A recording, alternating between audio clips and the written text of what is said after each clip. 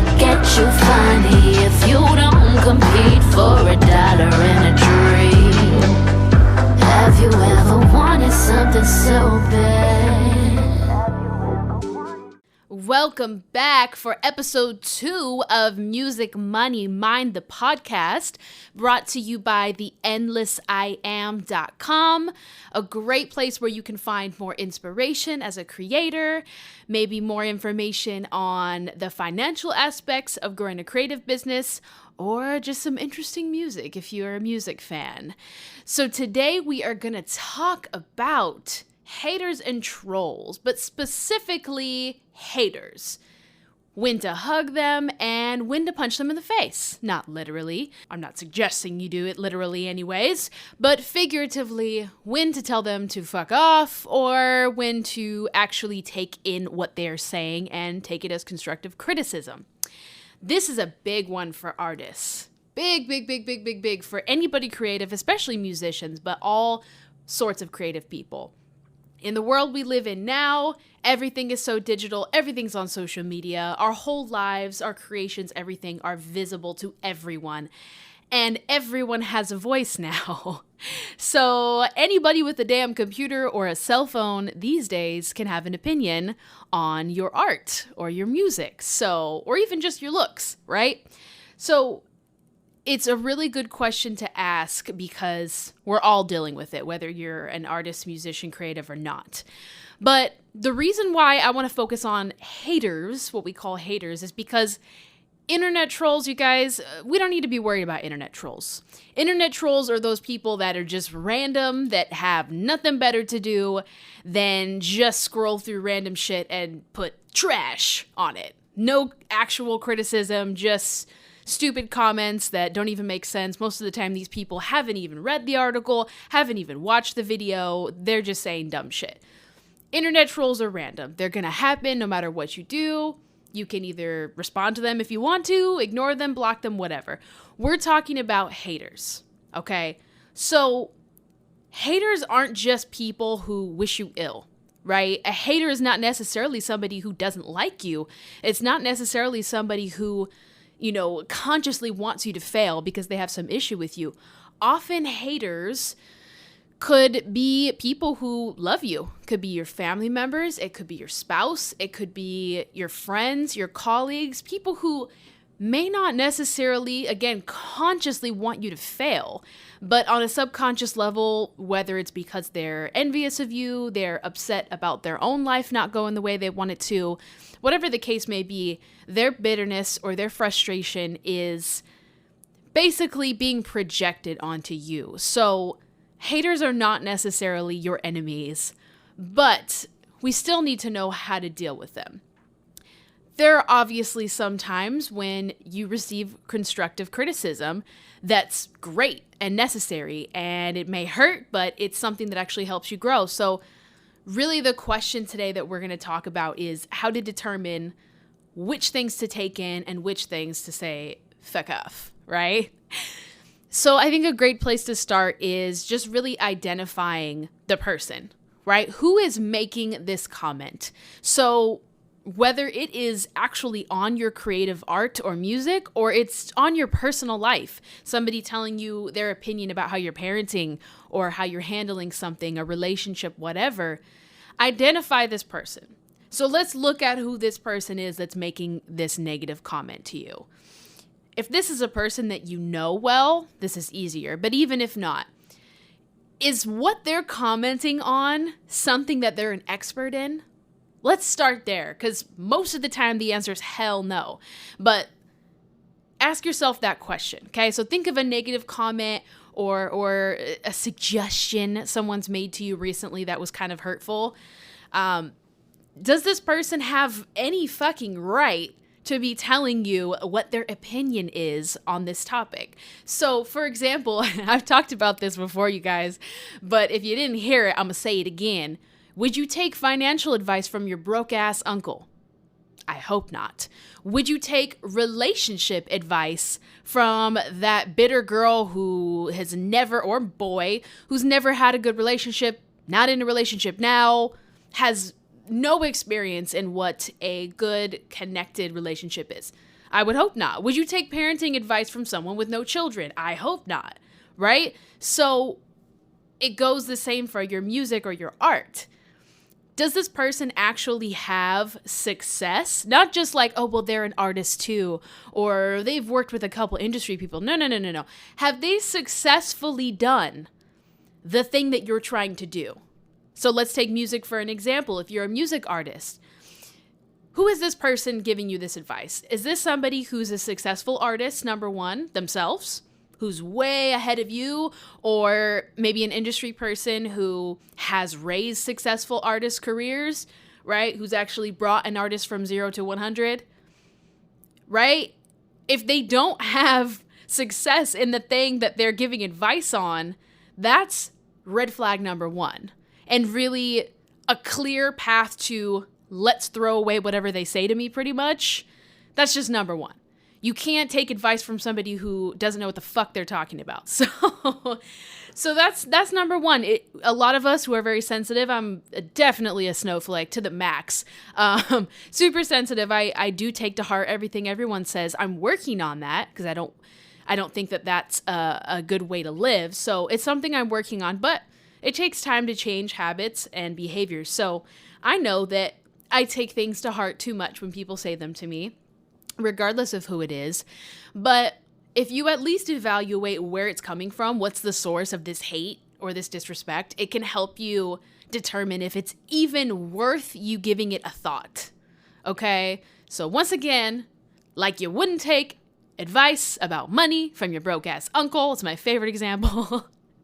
Right? Telling you need to invest in this stock and this cryptocurrency. And meanwhile, he's got, $20 in his bank account and no retirement and no investments. Like, no. So anyways, aside from that, if you feel like this is somebody who is credible, maybe they do have a lot of success in the area that, they're giving advice on. Okay, great. That's good. So let's bring it to step 2. This is kind of where the gray area starts. And so I'm going to explain it the best way I can. If I've determined that this person has some credibility in the subject that they're talking to me about, then next is, does it resonate with you? Okay, so what does resonate mean? Resonate does not mean, does it feel good? Does it feel wonderful what they're saying? No, hell no. Resonance does not always mean that it feels good. In fact, many times it's something that feels bad, but resonance is truth. So you can feel it in your body, and it takes a little time to kind of get used to this, but you can feel when something's right for you and when it's not. So let me give you the best example I can think of for resonance. Let's say you're trying to lose weight, right? You're on the weight loss journey. There are a million different opinions you're going to hear about what's the best way for you to lose weight. You hear it from trainers, you hear it from nutritionists, doctors, your parents, your family, random gym goers that don't know anything. Everybody else who doesn't have the same exact body in life as you is going to tell you what they think you should do to lose weight. But you have to understand, what is it that resonates with you? And this is a small reason, but an important reason why a lot of people struggle losing weight, because their friends, for example, will be obsessed with SoulCycle. So let's say you're somebody who's totally out of shape and you don't exercise. If somebody comes to you and says, well, I'm telling you, you just need to join SoulCycle. It changed my life. It just fried the pounds right off of me and I lost weight really fast. It's the best way for you to lose weight, I'm telling you. And you hear it and you see the evidence, you see that they lost weight, and it's like, wow, okay, well, they must be right. They know what they're talking about. Like I said, you've determined there's somebody who does know their shit. This person has lost a lot of weight, so they must know something. And okay, they've laid out the facts, this much cardio, this many times a week, this kind of a program can help me shred pounds. Yeah, but it doesn't feel right to you. Whether or not it's something you want to hear doesn't matter. But does it feel right to you? Does it feel some sort of resonance in your body, like, yeah, I know. I know that's what I need to be doing. I can feel that you're right. I don't want to do it, but, or is it like, Is it something that they say and you just kind of go, and it just kind of brushes right off of you? If you don't feel anything in your body, that means that there's not truth to it. There may be a fact to it, but it may not be true for you. And that's what resonance is all about. What is the truth for you, not for everybody else? So another person might approach you and say, oh, you're trying to lose weight. Hey man, well, you know what? Honestly, what it comes down to is just making sure that you move more. Put more time in your day where you're moving. Every hour, get up and take a lap. Take a walk around your house, take a walk around the block if you can. Just try to spread out your day with more little bits of movement. Doesn't have to be anything crazy. That actually will, help you slowly but steadily lose weight over time. And suddenly this resonates with you. It's not that the first one was wrong. The Soul Cycle thing was wrong. I hate Soul Cycle, by the way, and all cycling, but so I use that example just to throw shade at Soul Cycle. No, I'm just kidding. But maybe the second one resonates with you, right? And it's not that it's better. It's just that it feels right to you. And you may even say damn, man, I really don't want to do that. I know I should be getting up and walking more. I sit too much at my computer. I work 8 hours sitting on my butt, but I just really don't want to do it. Okay, but that's resonance. It's not necessarily something you wanted to hear, but it's something that you needed to do. So when it comes to the comment, criticism, advice that you were given, and I say advice with an attitude because a lot of people, again, give advice that was not asked for, and they're trying to be helpful, but if they don't know what they're talking about, they're just doing more detriment than they are help. So if you've determined that something resonates with you, if it feels right, let's use a music example or an art example. If somebody makes a comment about your project and says I really love your work. I do feel like this one was a little bit maybe forced, or it just didn't really feel like you. I just feel like your last project just seemed like it was more authentic. That's a comment that if that hits you with some resonance, often it's maybe something that you've been already kind of feeling, but you didn't want to entertain the thought because it's, not a happy thought to think, hey, this last project was not as good as my first one. But if it hits you and you feel it in your body, you know that truth is there. So that's a comment now kind of going into the third phase that could be constructive for you and probably is. I used to just be so hurt anytime anybody would criticize me, and I would just shut down because I was insecure. But now when I've determined the person is credible, I've determined that it resonates with me, I will first of all say, I really appreciate your feedback and your comment. Thank you for sharing that with me.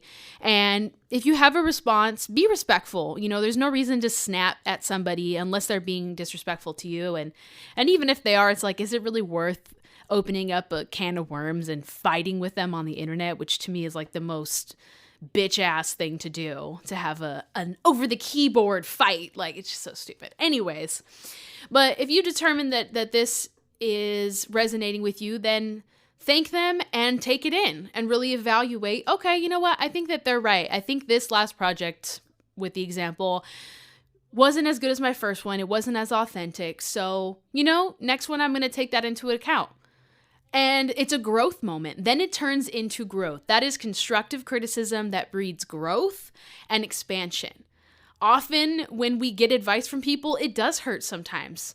Right? They may not bring it to you in a nice way. So let's talk about that too. If somebody comments to you and maybe they're a little brash or they're a little harsh, you can still just fire back with a really nice, thanks for your input. You don't need to go any further than saying, thank you for your feedback. Thank you for your input. I appreciate your feedback. It can stop there, because at that point, what else can they say? You're not being nasty to them. You're not arguing with them. You're just saying, thank you for your feedback. You don't need to give them a long explanation of, well, with this last project, it was because blah, blah, blah, blah. Not necessary. Tell them thank you. Okay. And then from there, just evaluate how can I make this different next project. So that's really, really important. Now, for those of you who have had these situations happen and it didn't resonate with you, then I think you can apply the same formula. Just tell them thanks for your feedback. That's all you need to say. You don't owe anybody anything. You don't owe them an explanation or a defense. Don't go on the defense, because when you go on the defense, people know it. I'm the queen of being defensive, so I know this does not end well. Don't jump on the defense of explaining why they're wrong or trying to justify why you did what you did. not necessary, and it's not helpful. Just take their feedback in stride and throw it out the window if it doesn't resonate with you. So, kind of moral of the story of the first section there of what we've talked about, just kind of to review. Identify if the person has any credibility at all in what they're talking about. Don't take financial advice from your broke uncle, remember. Number 2, identify whether or not it actually resonates with you. Okay, if it doesn't resonate with you, there's no reason to entertain the thought anymore, whatever, goodbye. If it does resonate with you, take it in, thank them, and, see how you can apply their advice. And maybe keep them around, because it's good to not have yes men all around you who just worship you because they're your fans or your family or whatever. You want to have yes men, or you don't want to have yes men all around you. You want to have some people that will tell you like it is. 2 more points that I have here on this topic. One being, you do need to set boundaries, okay? There's a difference between tough love and disrespect, and I think this is so important to understand. I was the person who was very sensitive, but I loved tough love, which is so weird, being a sensitive person. Why would I love tough love? Every coach or teacher or mentor I've ever had that has been like that tough love one that tells me like it is, I've loved them and respect them more than anybody else because they helped me grow. I saw direct growth. The other coaches who just shower you with love and support, it's great. It's great for your self-esteem. It makes you feel good. And there's a place for that. But those tough love moments are actually what brings you growth. So my choir teacher in high school was wild. Like, I saw him throw a music stand across the room before. He was very straight up. He would tell us when we sucked, but he was still supportive. So he wasn't really disrespectful. He didn't say we sucked literally, but my cheer coach was really tough. All of my sports coaches that were my favorite were really, really hard on us. But we were all pretty damn good as a result. We all grew as a result of their criticism and their tough love. So what's the difference between constructive criticism and disrespect? Where do we need to set boundaries? Well, number 1, I think when somebody brings something to you, again, when they don't know what they're talking about, that's automatically kick that one out. But when somebody brings something to you, like the comment I made earlier, I felt like your project I didn't like it as much as the last one because I felt like it wasn't as authentic, right? I felt like it was kind of empty or emotionless or whatever they say. Like, that's a hurtful thing to you. It's like, ouch, like, this is everything to me. I put so much work into this project. So for somebody to tell me they think I'm not being authentic sucks. That hurts, But it's not disrespectful. It's constructive. And even if someone says it in a slightly harsher way, like, this project is not it, like your last one, I'm sorry, but your last one was just so much better. I just feel like this one was just not cutting it. It's a hurtful thing, but it's not disrespectful. This person's just being straight up with you and giving you that tough love. Now, when someone comes at you with an energy of, this is what you need to be doing, like they know everything, I don't really feel like that's a respectful way to criticize somebody or to offer feedback, because if you notice, every good, really good guru, author, teacher, coach, they don't tell people you need to do this. This is how you need to live your life. This is how you need to go about your career. It's, here are the tools and here are the suggestions and here's the path that's necessary. But it's going to be different for everybody. These are just some suggestions. And they want to do stuff that's thought-provoking. They want to give you something that makes you think, you know what, maybe you're right. Maybe this project wasn't as authentic. I kind of did rush it, or I was kind of experimenting. And, on the next project, maybe I'll look at how I can kind of go back to making sure that I'm being myself. Like, they want to provoke thought. They don't want to tell you what to do. If somebody's on an ego trip, you can tell. You can tell when someone's trying to tell you something to control you or to put you down. Family and friends do this all the time. Somebody who's your quote unquote friend is telling you, well, you're not successful because you're not doing this, this, and this. And whether or not they're successful in that career or not, it's just coming from an air of arrogance and ego and not from an air of, I'm trying to help you and be there for you. So the energy people give you when they give you feedback is really important. If they're negative, bitter, whatever kind of person, then it's not really going to be helpful for you. That's not a place where you need to spend your time worrying about. Aside from that, obviously, if somebody is just being mean, if somebody's just saying like, this is trash, then that's not necessarily constructive. So I think you do need to set boundaries. If one of your friends or family members is coming from ego, arrogance, or just being flat out disrespectful, you need to let them know, you know what? I appreciate that you're trying to help. I'm sure your heart is in a good place, but like, I really don't want any more feedback from you. That's not being mean. That's not being dramatic. You're not screaming, yelling, crying. It's just saying straight up, I really appreciate it, but I don't need your feedback, or I don't want to have feedback from you on this anymore. So thank you, but no thank you, motherfucker, basically, is what you're saying.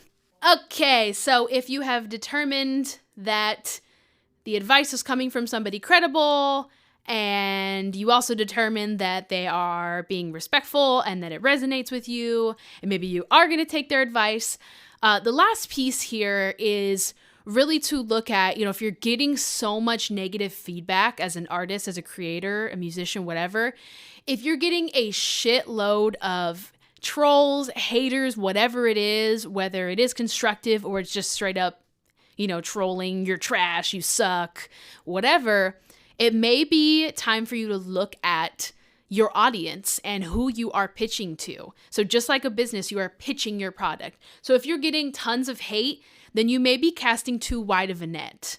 And this is super, super important for musicians especially, but really for anybody creative. If you're getting that much hate, you're probably, like, let's say you put out a Facebook ad, just for example. If I put out a Facebook ad and I have an audience of 16 years old to 66 and above, that's a really wide audience, men and women, any country, right? I'm getting people from different countries, which is not a bad thing, but if it's non-English speaking countries too, they're just going to see my video and see my face and they may be like, who the fuck is this? I don't care about this. Or it might be creepy dudes, weirdos, like who knows? An age bracket from 15, 16 years old all the way up to above 66, like that's way too wide of a net. I don't know very many artists out there. There are a few, but very rarely can somebody have 16-year-old and 70-year-old fans. Like that's pretty unlikely. So unless you're one of those rare few, it may be time to start narrowing down your audience and trying to push more to your specific crowd. So that's something that we can talk about in another podcast, like how to find your people. I'll definitely do something on that.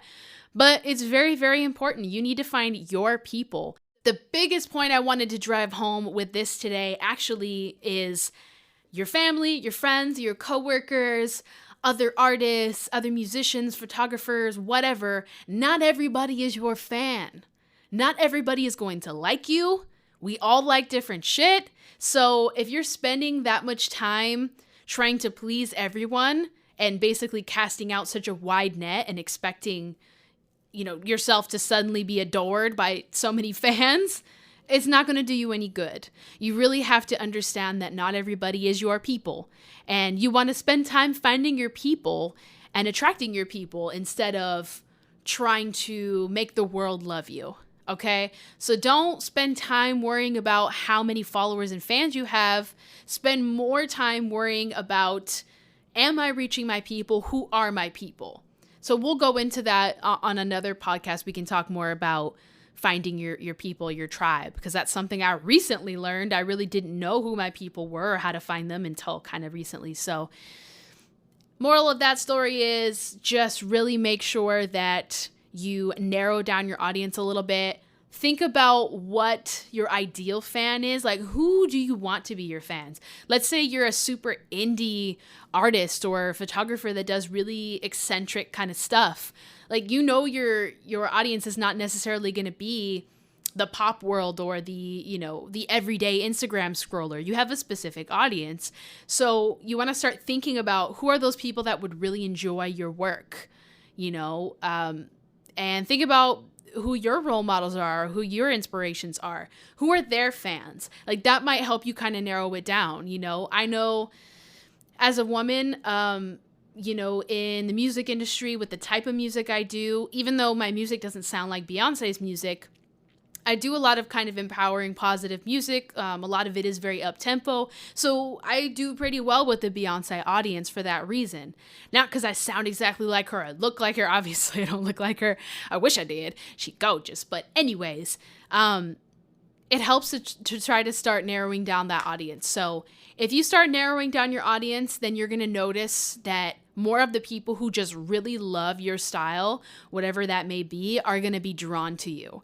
And it doesn't mean you're never going to get a negative comment again. It doesn't mean you create your own little bubble world where nobody ever says anything mean to you. No, you're still taking in criticism, feedback, all that. It's just that you're casting a smaller net to the people that are actually interested, right? If I'm selling, let's say I'm selling life insurance, which I've done, if I know that generally the people who are really buying life insurance the most are between 40 and 65, like the most every day, that's the kind of the age range that are buying, then I'm not going to spend a whole lot of time worried about 20-year-olds, 30-year-olds, and I can't even sell to anybody who's over 85. So that's just a complete waste of time.